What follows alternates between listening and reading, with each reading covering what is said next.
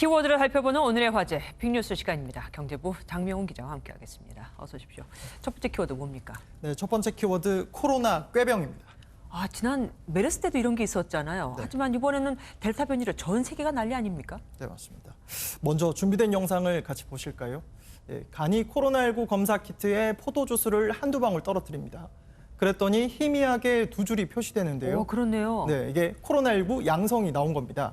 네, 학교에 안 가려고 음료수를 이용해 코로나19 자가진단 키트를 조작하는 법이 요즘 영국 청소년들 사이에서 번지고 있다고 합니다.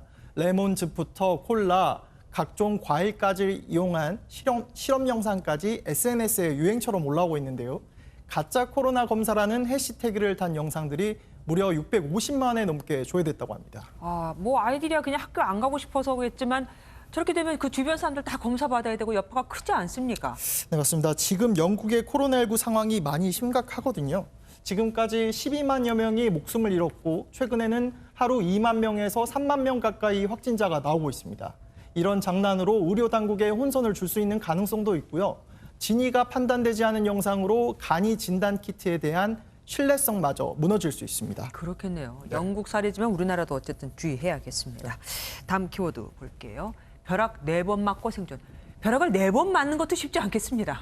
네, 맞습니다. 미국 캔자스주에서 포착된 영상인데요. 비가 억수같이 내리는 악천후 속에서 차량이 지나가고 있습니다. 그런데 그 순간 벼락이 번쩍하며 네. 여러 차례 차량을 관통합니다.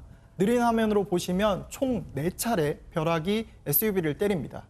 차 안에는 부부와 함께 3살, 1살, 그리고 8개월 된 아이까지 타고 있었는데 다행히 모두 무사했다고 합니다.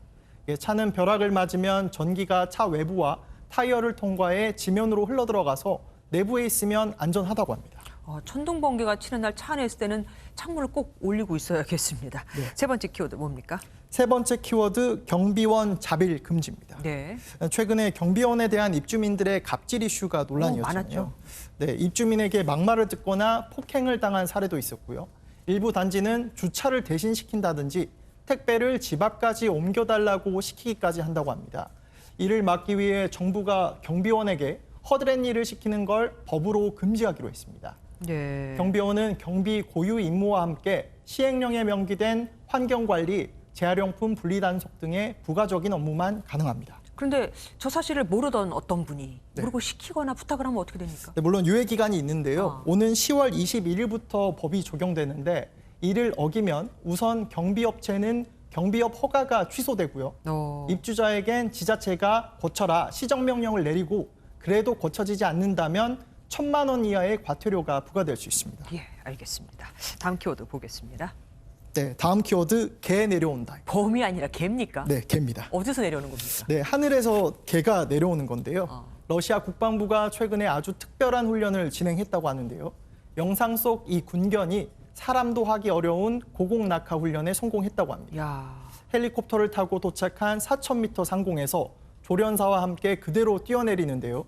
낙하 중에도 좌우를 살펴보는 등 여유로운 모습을 보면 와. 베테랑 같아 보입니다. 예. 네, 낙하산이 성공적으로 펼쳐지고 안정적으로 착지까지 해내는데요. 군견 낙하산 시스템은 러시아에서 최초 개발했다고 합니다. 예. 개는 사람보다 더 가볍잖아요. 그러니까 네. 그 무게에 맞추는 과학적 기법도 더 필요했을 법합니다. 네. 마지막 키워드 보겠습니다. 마지막 키워드 하루 만보의 진실입니다. 네. 네, 앵커께서는 하루에 몇 걸음이나 걸으십니까? 묻지 마십시오. 그냥 앉아서 삽니다. 저 역시 마찬가지인데요. 일반적으로 하루에 10,000보를 걸으면 건강에 도움이 된다, 장수한다. 많이 들었죠. 네, 이런 말이 있잖아요. 10,000보가 건강한 삶이나 운동의 척도로 굳혀졌는데 사실 하루 10,000보는 상술이다는 얘기입니다. 그래요? 네, 걸음수를 측정하는 만보계를 만든 일본 업체가 1964년 도쿄올림픽이 끝나고 마케팅 차원에서 하루 10,000보 걷기를 홍보했다고 합니다. 특히 일본식 한자로 1만 만자가 사람이 걷는 모습과 유사하다는 점도 참고했다고 합니다. 속은 기분입니다. 지금까지. 그럼 하루에 몇 걸음 정도가 적당한 겁니까? 네, 전문가들의 말을 종합하면요. 하루 10,000보는 적당을 넘어 약간 과한 수준이고요. 네. 보통 사람들이 일상생활을 하면서 4,000에서 5,000보 정도 걷는데 여기에 2,000에서 3,000보만 따로 시간을 내서 걸으면 적당하다고 합니다. 네. 하루에 7,000보에서 8,000보 걸음이 좋다라는 얘기죠. 뭐든 과한 것보다는 적당한 게 제일 좋은 거죠. 여기까지 듣겠습니다. 지금까지 장명훈 기자와 함께했습니다.